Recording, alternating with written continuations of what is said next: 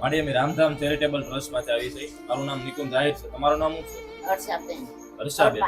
પરમાર હર્ષાબેન જયંતિભાઈ. પરમાર હર્ષાબેન જયંતિભાઈ. મારી તમારે પરિવારમાં કોણ કોણ છે? 4 છોકરીઓ, 1 છોકરો અને મારા ઘરવાળો તો એક્સપેક્ટ થઈ ગયો. દાદા છે. તમારા ઘરવાળા એક્સપાયર થઈ ગયા? હા. એને શું બીમારી હતી? એને 7 વર્ષ પહેલા કેન્સર હતું. પછી 7 વર્ષ પછી આ સારું થઈ ગયું. પછી પાછું 1 વર્ષ થઈ ગયું. 1 વર્ષ સતત રહ્યું અને પછી એમાંથી દવા શરૂ કરી. પછી એને મગજમાં ચડી ગયું તો આંખે બાકે બધું ઉતરી ગયું તો આંખે દવા શરૂ થઈ ગઈ. એટલે પછી એમાંથી 3 મહિના ગુજરી. 7 વર્ષ પહેલા કેન્સર હતું? હા. પછી પાછું મટી ગયું. પછી વર્ષ પછી પાછું કેટલા વર્ષ પહેલા એક્સપાયર થઈ ગયા? પછી 4 મહિના થયા. 4 મહિના પહેલા? ચોથા મહિનામાં ગુજરી ગયા. ચોથા મહિના. તો અત્યારમાં તમને શું પ્રોબ્લેમ છે?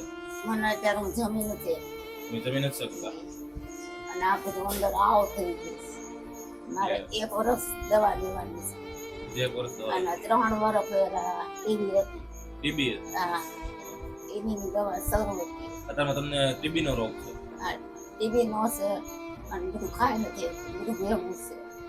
તો મારી દવા ચાલુ છે અત્યારમાં ત્યાં? હા. ક્યાં ને આપણે? અને હોસ્પિટલ. હા. તો તમારો છોકરો ત્યાં ભણે છે કે શું? આ નાનો છે, આ એ ભણે છે? છે. અને દીકરી? દીકરી 4 છે. એ શું કરે છે? આ જોવાની જાય.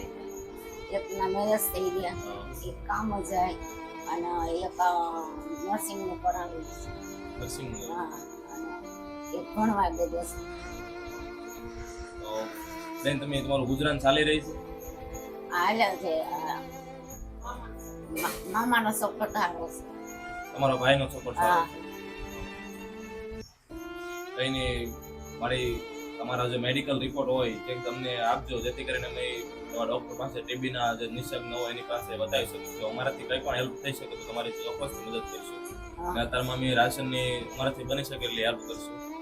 તો કંઈ નહીં, મારીની તમે ઉંમર જોઈ શકો છો અને ટીબીની ગંભીર બીમારી છે અને એના હસબન્ડ પણ 2 મહિના પહેલા એક્સપાયર થઈ ગયા છે. એટલે નિરાધાર છે અને તેના ભાઈ છે એ ફાઇનાન્શિયલી હેલ્પ કરે છે. એટલે વિડીયોને બને એટલો શેર કરો, લાઈક કરો, સબસ્ક્રાઈબ કરો. અને અમારાથી જેટલી હેલ્પ થઈ શકે એટલી તમારી નાની પણ મદદ કરી છે. તમને કેવું લાગ્યું? એને અમને આશીર્વાદ આપો, જેથી કરી નિરાધાર બાળકોની આવી નવી અમે સેવા કરતા રહીએ. આશીર્વાદ આપો. કઈ નહીં.